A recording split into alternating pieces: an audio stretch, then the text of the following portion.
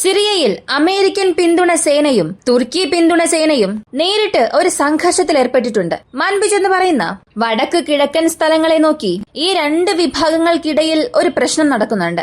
അവിടെ യുദ്ധം ചെയ്യാൻ തുടങ്ങി എന്നുള്ള വാർത്തകൾ കഴിഞ്ഞ 2-3 ദിവസമായി നമ്മൾ അറിഞ്ഞതാണ്. ഇപ്പോൾ അതിനെക്കുറിച്ചുള്ള ഒരു പ്രധാനപ്പെട്ട വിവരം പുറത്തു വന്നു. ആ പ്രത്യേക പ്രവിശ്യയിൽ മാത്രം വരാൻ പോകുന്ന 4 ദിവസം സീസ് ഫയർ കൊണ്ടുവന്നിട്ടുണ്ട്. അതേസമയം അമേരിക്കൻ പിന്തുണ സേനയിലുള്ള സിറിയൻ ഡിഫൻസ് ഫോഴ്സസ് SDF എന്ന് പറയുന്ന മുഴുവൻ സംഘടനയും ആ പ്രദേശത്തെ വിട്ട് പുറത്തേക്ക് പോകണം എന്നും ആ 4 ദിവസത്തെ സീസ് ഫയറിൽ അവർ മെൻഷൻ ചെയ്തിട്ടുണ്ട്. അപ്പോ അക്ഷരാർത്ഥത്തിൽ ആ സ്ഥലം SDF നഷ്ടപ്പെടുത്തിയിട്ടുണ്ട്. അതേസമയം അമേരിക്കയുടെ ഒരു MQ-9 റീപ്പർ ഡ്രോണും സിറിയയ്ക്കുള്ളിൽ വെടിവെച്ച് വീഴ്ത്തിയിട്ടുണ്ട്. കൂടെ റഷ്യ ഉക്രൈൻ സംബന്ധിക്കുന്ന ചില വാർത്തകളും ഈ ഒരു വീഡിയോയിലൂടെ നമുക്ക് വിശദമായി അറിയാം.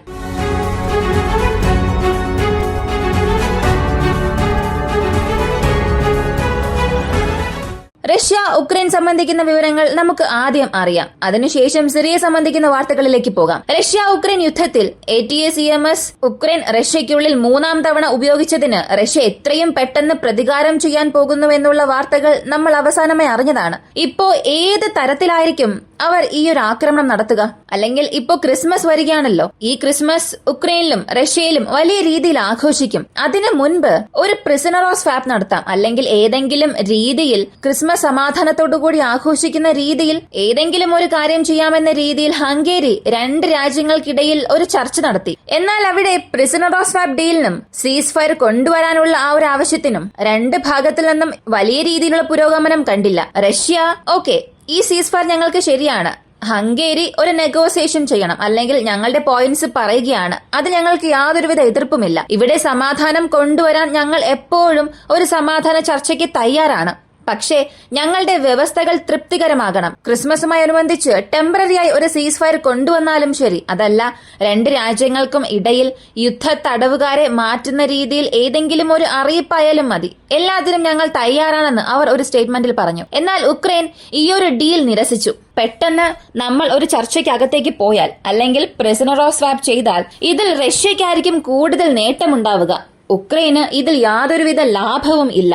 അതുകൊണ്ട് ഈ ഡീലിന് ഞങ്ങൾ സമ്മതിക്കാൻ പോകുന്നില്ല എന്നും പറഞ്ഞു. കൂടെ തന്നെ റഷ്യ ഇത്തവണ നിപ്രോവോസിൽ എങ്ങനെയാണ് ഓർഷനിക് മിസൈൽ പ്രയോഗിച്ചത് അതുപോലെ തലസ്ഥാനത്തെ നോക്കിയും ഇത്തവണ ഓർഷനിക് അയക്കാമെന്നുള്ള ചില വാർത്തകളും പുറത്തു വന്നു. എന്നാൽ റഷ്യയുടെ ഔദ്യോഗിക റെസ്പോൺസ് ഇതുവരെയും അറിയില്ല. എപ്പോൾ അവർ ആക്രമിക്കാൻ പോകുന്നു, എങ്ങനെ ആക്രമിക്കാൻ പോകുന്നു എന്നും അറിയില്ല. അത് കാത്തിരുന്ന് തന്നെ കാണാം. ഇവിടെ ഓർസനിക് എന്ന മിസൈലിനെ കുറിച്ച് കൂടുതൽ സംസാരിക്കുന്ന രീതിയിൽ ഒരു വലിയ ടോപ്പിക്കായി അത് മാറിയിട്ടുണ്ട്. ഇതിനെ സംബന്ധിക്കുന്ന എല്ലാ വാർത്തകളും നമ്മൾ കണ്ടതാണ്. ഇതിനിടയിൽ ഒരുപാട് പേർ പറയുന്ന ഒരു കാര്യം, ഈ ഓർസനിക് മിസൈൽ ഇമ്പാക്ട് വലിയ രീതിയിലൊന്നും സൃഷ്ടിച്ചിട്ടില്ല, അവിടെ വലിയ ആഘാതമൊന്നും സംഭവിച്ചിട്ടേ ഇല്ല എന്ന് ചിലർ പറയുന്നുണ്ട്. അവിടെ ആഘാതം എത്രത്തോളം ഉണ്ടായി എന്നുള്ളത് ഇപ്പോഴത്തേക്ക് ഒരു ഊഹം മാത്രമായി പറയാം. അതിന്റെ കൈനറ്റിക് എനർജി ഇത്ര വലിയ ഇമ്പാക്ട് ഉണ്ടാക്കുമ്പോൾ ആ ഡിസ്ട്രക്ഷൻ റേറ്റും അധികമാകും. ഉക്രൈനെ സംബന്ധിച്ച് റഷ്യ ഒരു മിസൈൽ ആക്രമണം നടത്തി, അല്ലെങ്കിൽ അവിടെ എന്ത് സംഭവിച്ചാലും പെട്ടെന്ന് തന്നെ അതിനെക്കുറിച്ചുള്ള വാർത്തകൾ പുറത്തുവരും. ഇപ്പോൾ വരെയും സാറ്റലൈറ്റ് ഇമേജസ് ഒഴികെ ഒരു ഇമേജെങ്കിലും അവർ പുറത്തുവിട്ടിട്ടുണ്ടോ? ഇങ്ങനെയുള്ള ഇമേജസ് പുറത്തു വരാത്തപ്പോൾ ഇങ്ങനെയുള്ള കാര്യങ്ങൾ ഉക്രൈൻ മറയ്ക്കുമ്പോഴുമാണ് അവിടെ പ്രത്യാഘാതം വലിയ രീതിയിൽ സംഭവിച്ചിട്ടുണ്ടാകും എന്ന ഒരു സംശയം തന്നെ നമുക്ക് വർദ്ധിക്കുന്നത്. അപ്പോൾ റഷ്യ ഉക്രൈൻ യുദ്ധത്തിൽ ഇങ്ങനെയെല്ലാം സംഭവിക്കുമ്പോൾ ഇന്നലെ ഉക്രൈൻ ചെച്ചന്യയിൽ ഒരു ആക്രമണം നടത്തി. ചെച്ചന്യയിൽ ഒരു ഡ്രോൺ ആക്രമണം നടത്താനുള്ള ശ്രമങ്ങൾ അവർ നടത്തിയിട്ടുണ്ട്. എന്നാൽ അത് ആകാശത്തിന് നടുവിൽ വെച്ച് വെടിവെച്ച് വീഴ്ത്തിയതിനു ശേഷം അതിന്റെ അവശിഷ്ടങ്ങൾ വീണ് ചെച്ചന്യയുടെ സ്പെഷ്യൽ ഫോഴ്സിലുള്ള 4 വ്യക്തികൾ അതിൽ ബാധിക്കപ്പെട്ടു എന്ന വാർത്തയും പുറത്തു വന്നു. ഇതിനെക്കുറിച്ച് ചെച്ചന്യ ഒരു മാധ്യമത്തിൽ പറഞ്ഞത്, ഉക്രൈൻ തീർച്ചയായും ഇതിന് മറുപടി പറയണം. ഇപ്പോ ഉക്രൈൻ ചെച്ചന്യ ഫോഴ്സിന് നേരെ കൈവച്ചിട്ടുണ്ട്. ഇതിന് നേരിട്ട് ഞങ്ങൾ തന്നെ മറുപടി പറയും. റഷ്യ ഇതിനു ശേഷം മറുപടി പറയുമോ ഇല്ലയോ, തീർച്ചയായും നേരിട്ടുള്ള ഞങ്ങളുടെ റിവെഞ്ച് ഉണ്ടാകുമെന്ന് അവരുടെ സ്റ്റേറ്റ്മെന്റിൽ പറഞ്ഞു. ഇതാണ് റഷ്യ ഉക്രൈൻ സംബന്ധിക്കുന്ന വാർത്ത. അടുത്ത സിറിയയെ കുറിച്ച് നമ്മൾ അറിയണം. കാരണം സിറിയ ഇപ്പോ അടുത്ത പരിവർത്തനത്തിലേക്ക് പോകാൻ തുടങ്ങിയിട്ടുണ്ട്. കഴിഞ്ഞ 24 മണിക്കൂറിനുള്ളിൽ സിറിയയിൽ പ്രധാനപ്പെട്ട 3 കാര്യങ്ങൾ നടന്നു. അമേരിക്കയുടെ ഒരു MQ-9 Reaper drone SDF Syrian defence forces കാരണം വെടിവെച്ച് വീഴ്ത്തി. അടുത്ത പ്രധാനപ്പെട്ട കാര്യം സീസ് ഫയർ ആണ്. മൂന്നാമത്തെ കാര്യമാണ് വളരെ വലിയൊരു കാര്യം, ഇസ്രായേലിന് ഒരല്പം പോലും ദഹിക്കാനാകാത്തൊരു കാര്യം. ആദ്യം MQ-9 റീപ്പർ ഡ്രോണിനെ കുറിച്ച് അറിയാം. MQ-9 റീപ്പർ ഡ്രോണിനെ സംബന്ധിച്ച് ഇപ്പോൾ നിലവിലുള്ള ഒരു ഹൈ എൻഡ് എക്യുപ്മെന്റ് ആണ്. ലോകത്തിലെ നിരവധി രാജ്യങ്ങൾ ഉപയോഗിക്കുന്നുണ്ട്. നമ്മളും 3 ബില്യൺ ഡ്രോണുകളിൽ 31 ഡ്രോണുകൾ സ്വന്തമാക്കാനുള്ള ചർച്ചയിൽ ഏർപ്പെട്ടിട്ടുണ്ട്. തീർച്ചയായും ഒരു കഴിവുള്ള ഡ്രോൺ തന്നെയാണ് ഇത്. എന്നാൽ 2023 അവസാനം മുതൽ 2024 ഇന്നുവരെയും കുറഞ്ഞത് 10 ഡ്രോണിനെങ്കിലും ഹൂത്തികൾ വെടിവെച്ച് വീഴ്ത്തിയിട്ടുണ്ടാകും എന്ന ഒരു കണക്കുണ്ട്. അതിനാൽ എത്ര തന്നെ ഇതൊരു ക്യാപ്പബിളായ ഡ്രോൺ ആണോ അതുപോലെ തന്നെ ഒരു വൾനറബിളായ ഒരു ഡ്രോൺ ആണിത്. സാധാരണ ഒരു പ്രതിരോധ സംവിധാനം ഉപയോഗിച്ചോ അല്ലെങ്കിൽ ഒരു average air defence system missiles ഉപയോഗിച്ചോ ഇതിനെ ഇന്റർസെപ്റ്റ് ചെയ്യാമെന്ന ഒരു അവസ്ഥയിലെത്തി. ഇതുപോലുള്ള ഡ്രോൺസ് സിറിയയിൽ പല സ്ഥലങ്ങളിൽ പറന്നുകൊണ്ടിരിക്കും. ഇപ്പോൾ ഈ സംഭവം നടന്നിരിക്കുന്നത് നോർത്ത് വെസ്റ്റേൺ പ്രവിശ്യയിൽ. SDFന്റെ നിയന്ത്രണത്തിലുള്ള പ്രവേശം അതൊരു ബഫർ സോൺ പോലെയാണ്. ഇപ്പോ ഗവൺമെന്റിലേക്ക് വന്നിരിക്കുന്ന സേനയ്ക്കും SDFനും ഇടയിൽ ക്ലാഷ് നടക്കുന്ന ഈ ബഫർ സോണിൽ അമേരിക്കയുടെ ഒരു ഡ്രോൺ രഹസ്യ അന്വേഷണത്തിന് അകത്തേക്ക് വന്നു. ഇന്റലിജൻസ് ഗ്യാദർ ചെയ്യാൻ പോയി.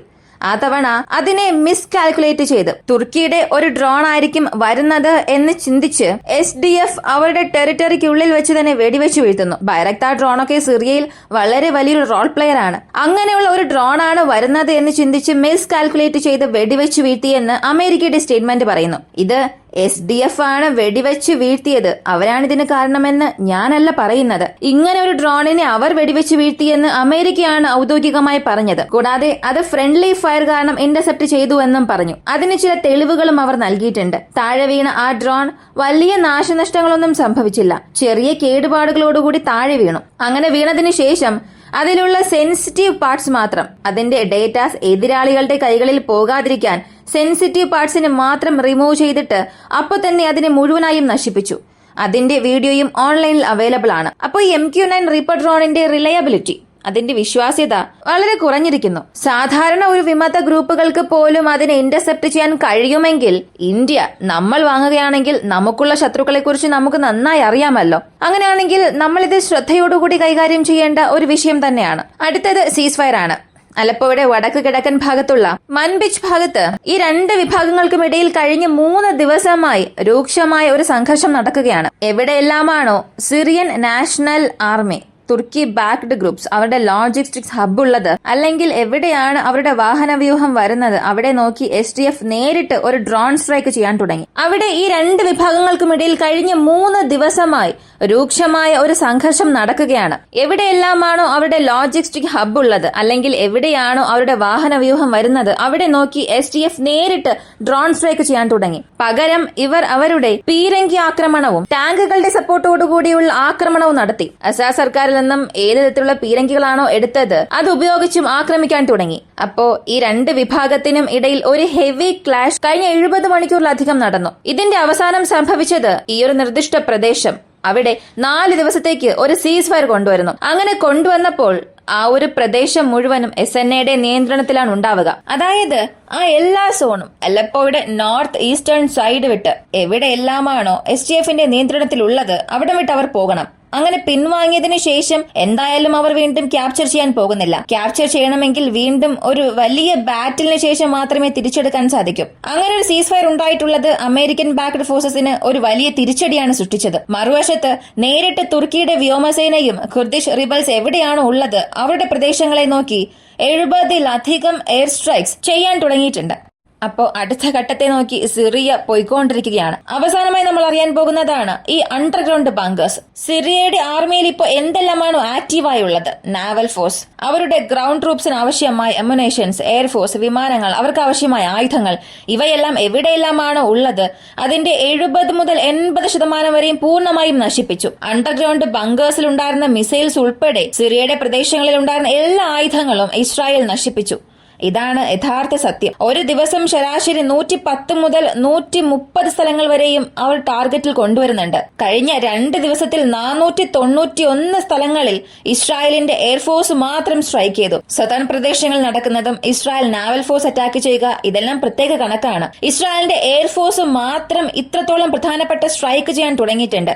അപ്പോ ഇത് കാരണം സിറിയയുടെ ആയുധപ്പുരകൾ മുഴുവനായും നശിപ്പിക്കപ്പെട്ടു. ഇതിനുശേഷം പുറത്ത് കാണുന്നത് പോലുള്ള വലിയ രീതിയിലുള്ള റിസർവ് ഒന്നും എവിടെയും ഇല്ല. അടുത്ത പുതിയൊരു വാർത്ത, കൂടുതൽ വെടിമരുന്നുകൾ വച്ചിരിക്കുന്ന ഒരു പ്രധാനപ്പെട്ട ഗോഡൌൺ, അണ്ടർഗ്രൗണ്ട് ഗോഡൌണിന്റെ ചെറിയൊരു പ്രദേശം സിറിയയുടെ നാഷണൽ ആർമി ഇപ്പൊ ഗവൺമെന്റിനെ കൈപ്പറ്റിയിരിക്കുന്നവർ ഒരു വീഡിയോയായി പുറത്തുവിട്ടു. ഇത് ചെറിയൊരു സ്പാർക്ക് പോലെ തുടങ്ങിയതാണ്. ഇസ്രായേലിന് ഇതുവരെയും ഇതറിയാത്ത ഒരു പ്രദേശമായിരിക്കാം. എന്നാൽ ഈ വീഡിയോസ് ഇവർ പുറത്തു വിടുന്നതുകൊണ്ട് ഒഫീഷ്യലായി അത് സിറിയയിൽ നിന്നും വന്നതാണ്. എന്നാൽ അത് ഏത് സ്ഥലമെന്ന് പറഞ്ഞിട്ടില്ല. അപ്പോ ഇങ്ങനെ വീഡിയോസ് പുറത്തു വിടുന്നത് വഴി അവർക്ക് തന്നെ ഒരു വലിയ റിസ്ക് ആയി മാറും. ഇതും ഇസ്രായേൽ ആക്രമിക്കാനുള്ള ശ്രമം നടത്തും. അവരുടെ എയർഫോഴ്സ് കാരണം അത് ചെയ്യാൻ കഴിഞ്ഞില്ലെങ്കിലും തീർച്ചയായും അടുത്ത് വരാൻ പോകുന്ന ദിവസങ്ങളിൽ മറ്റേതെങ്കിലും ഒരു സംഭവം അവിടെ നടന്നിരിക്കും. ആവശ്യമില്ലാതെ ഇപ്പോ ഭരണത്തിലുള്ളവർ അവരുടെ ശക്തി ബലം പുറമെ കാണിക്കാൻ എന്ന വണ്ണം നേരത്തെ റിസർവിലുള്ള ആയുധങ്ങൾ തന്നെ ഇസ്രായേലിന് കാണിക്കുന്ന രീതിയിലുള്ള ചില വീഡിയോസ് പുറത്തുവിട്ടു. കാത്തിരുന്ന് തന്നെ കാണാം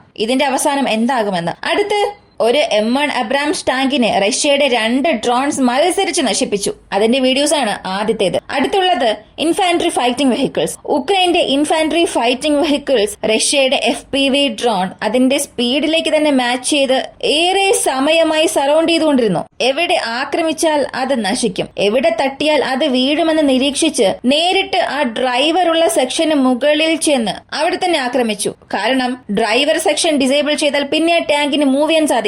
ഫിസിക്കൽ ലോസ് ആയാലും മാൻ പവർ ലോസ് ആയാലും ശരി.